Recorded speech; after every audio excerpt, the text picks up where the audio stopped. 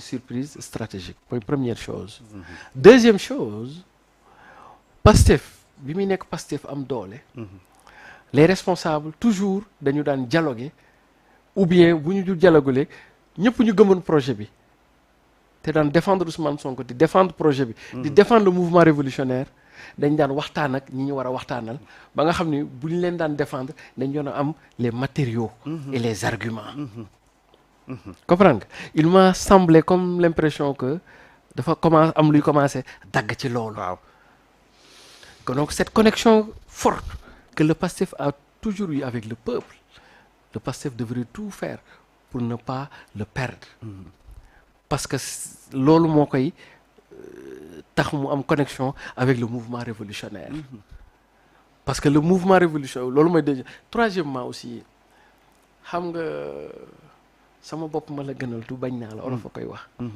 man su fekkee dama lay war di taxawal di la défendre damay faral di wax ñu ñuy yëngu ci communication dina baax booy wut na ngay waxee ak na ngay taxawee bokkut ak boo amee. moo tax olof Njaay naan képp kuy wut ku ne amoo jikko. su fekkee da nga nekk ci l'opposition bi di wut là tu es dans l'opinion.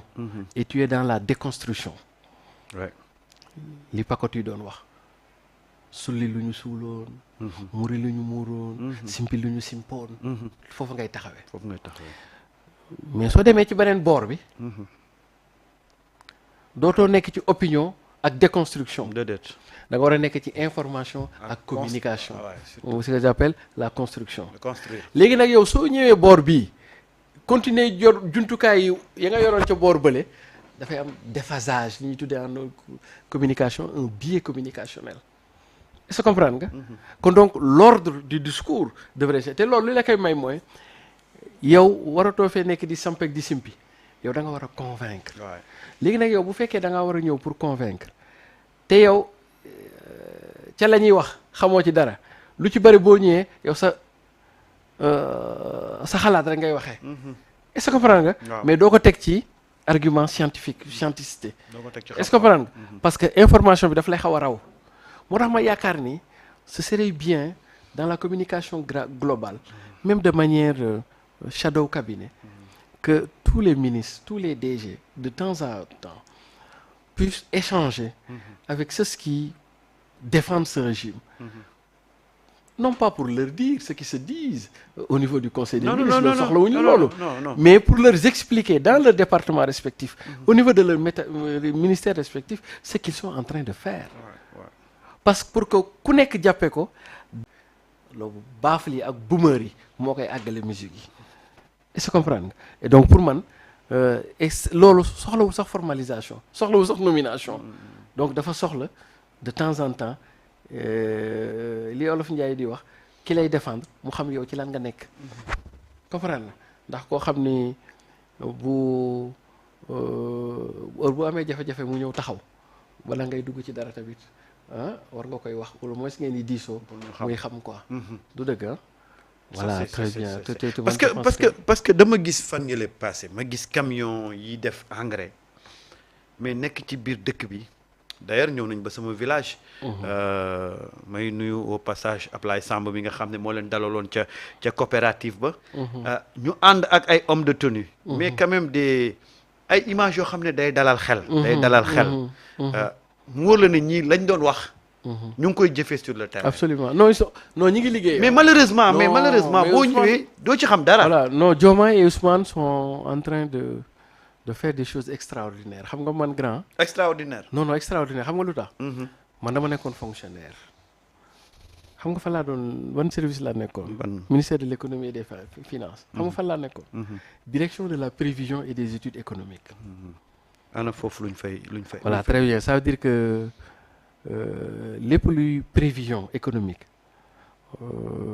lépp luy étude économique c'est-à-dire que at bi ñuy jublu liñ ci war a def en termes d'indicateurs macroéconomiques maanaam la grande trajectoire fi dëkk bi dem suñu bureau yooyu ñoo ko doon lijjanti études yi ñu war a def réformes yi ñu war a def affaire yu demee noonu prévision taux de croissance bi ñaata lay war a doon yan secteur mooy contribuer yan moo am sooxe fan la affaire bi nekk ak yooyu en général le décideur politique études yi demee noonu. C'est sur la base de ces études qu'on construit les politiques publiques. xam ni fii lii moo fi am fii sooxe na fii lii nañ fi war a def bu ñu fi defee temps dana jur temps et cetera et cetera et la prévision la macroéconomie. après ma jóge fii dem bitim réew. xoslu ji. waaw ñibbi si waat góorgóorlu xam nga bi waaw góorgóorlu ji. xam nga bi ma ñëwaatee fan laa doon liggéeyee. la direction générale de la planification et des politiques économiques. La planification politique loolu c'est à l'avènement du plan Sénégal émergent où on était rentré dans la planification stratégique. lii ñoom Ousmane di def nii. ci lu ñu nekk ñoom. waaw ci lu ñu nekk nii ils sont en train de se couper les quatre veines. c'est-à-dire. waaw c'est-à-dire que des fois li ñuy def nii techniquement waruñu ko mën état du Sénégal waru ko mën. parce que man nekkoon naa fi ñuy defee projection ak planification techniquement waruñu ko man mais pourtant ñi ngi koy def. lu ñuy def exactement. très bien c'est-à-dire que mi ngi mel ni ci nu ma la ko misaalee li fi nekk ci xaalis bariwul mais jëf ja bari. te koppar ga. boo koy xool rationnellement matalewu ko est-ce que comprends nga. Ils sont en train de faire dans ce qu'on appelle de l'efficience, de l'efficacité de la dépense budgétaire. C'est-à-dire que fi ñu ci toll nii lii ñuy def yëpp waru budget public gu Sénégal mënu leen ko woon mën a may ma jox la rek benn engrais ga. ñetti at yi yëpp Macky Sall 125 tonnes la doon joxe. ren ñi ngi joxe 205 tonnes. xoolal niveau de réduction yi amoon ci prix yi de 20 et quelques jusqu'à presque. et cetera. Comment ils ont fait. beneen bi les denrées alimentaires am na légère baisse mais li gën a important te gars yi xamuñu ko mooy ñoom li ñuy def nii pour moi ancien fonctionnaire des finances ñi ngi ko doon mën avec la vérité des prix. Sur l'électricité et le carburant mais pourtant carburant yokkul. électricité bi yokkul moi je me demande où est-ce qu'ils sont allés trouver les ressources pour pouvoir faire face à ces subventions. te souvent ñun bi ñu fi nekkee Ablaye Wade ba ci Macky Sall souvent bu ñu bëggoon def quand on voulait se couper les veines. day am ay augmentation. Absolument. Taxation ñu ñëw mais la prouesse que Diomaye et Sonko sont en train de réussir c'est que en fenn yi ñu baissé fi waroon jóg ñu maintenir les prix. di def plus loo xam ni régime yi fi nekkoon même en élevant le niveau des fiscalités defuñu woon sax li ci toll non ay jàmbaar lañ mais loolu nag li leen ko may mooy ñoom ils sont au cœur de la matière fiscale. C'est-à-dire gis nga grand la chance que nous avons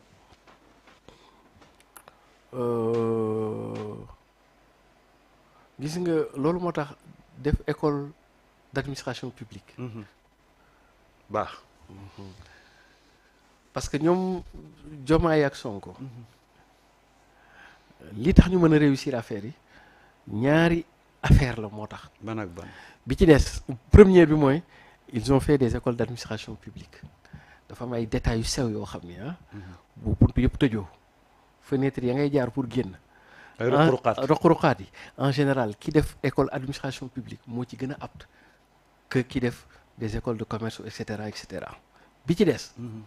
mooy DGID ce qu'on appelle ils ont travaillé dans ce qu'on appelle les régies de recettes chez nous douane trésor impôt et domaine. ñoom ñu nekkoon impôt et domaine la matière fiscale. est-ce que comprendre le fait que ñu liggéey ci impôt et domaine daf leen di mën a jox la capacité d'aller vers des niches. comprendre nga pour créer grâce à des outils de l'efficacité et de l'efficience xaalis bu dafa mel ni comme si xaalis bu bees bu dugg si la te fekk dafa am ay déperdition yu ñu ramené waat. parce que dégg naa suñu police beeg suñu gendarmerie. ay yàqanal. jot nañ sax fan yi rek Absolument. dajale lu toll ci 90 millions. Absolument. Et donc, c'est là où l'importance de ce qu'on appelle, en finance, on l'appelle de l'optimisation. Ça veut dire que Ousmane et Diomaye ont été très brillants dans ce qu'on appelle l'optimisation de la dépense publique, ou l'optimisation en finance publique, ou l'optimisation fiscale. En attendant, ils n'ont pas encore créé de nouvelles niches, mais de par la disposition des choses, nous récupérer l'orondem en déperdition. Et c'est là où ça devient important, de par leur culture ou leur trajectoire dans les écoles d'administration, ils peuvent savoir là où toucher. Etc. Et donc, sous yenn initiés les prouesses que Ousmane est en train de faire, l'équipe gouvernementale est en train de faire dans cette conjoncture si difficile, hein, dinañu xam ni ay jàmbaar nañu, sauf que leur communication n'est pas à la hauteur. Ça moom il faut le dire. De leur prouesse. waaw parce que ñenn ñi sax ñu ngi dem ba naan ñii dañoo nar a yor réew mi ci ay impôt rek. waaw bu ñu fekkee ne ñoom ci impôt rek lañ nar a taxawee réew mi mbaa góorgóorlu bi du dem ba. non au contraire parce que boo xam nga impôt mooy l'impôt yaa ngi yokk mais xoolal la waroon a yokk normalement tey jii FMI Banque mondiale il nous presse pour ñu appliquer la vérité des prix. Même, est-ce que, je vais te faire une confidence, est-ce que les gars, tu sais que les gars de FMI Banque mondiale, ils savent même pas, jusqu'à présent, ils se demandent, moi j'ai des amis qui travaillent là-bas,